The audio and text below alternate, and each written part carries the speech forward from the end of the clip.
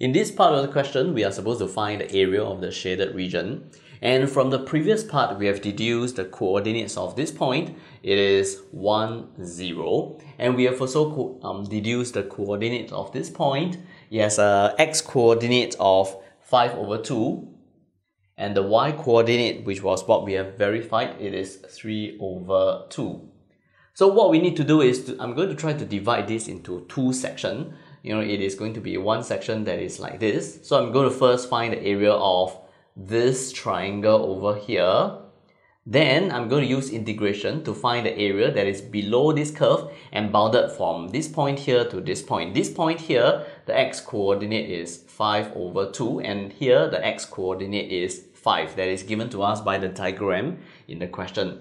So the area is going to be this triangle. It is going to be half times base times height.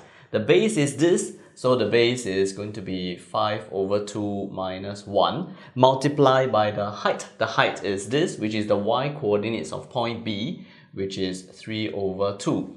And I'll add it to this area, so it is going to be integration from 5 over 2 to 5. 5 over 2 to 5 of the area under this curve, which is 8x minus 1 divided by square root of 2x minus 1 to the power of 3 dx.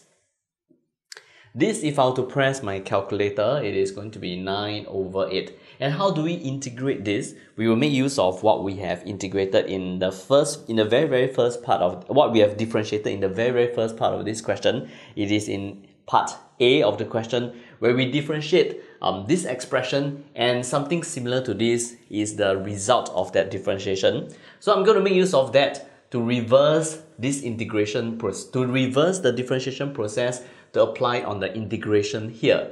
So I'm going to rewrite this. I'm going to factorize out 8. So it will be integration of 5 over 2 to 5 of x minus 1 divided by square root of 2x minus 1 to the power of 3 dx. So this portion here now looks exactly the same as what we have in part A of the question, which means that reversing the process by making use of part A of the question, the integration of this is going to be x over square root of 2x minus 1.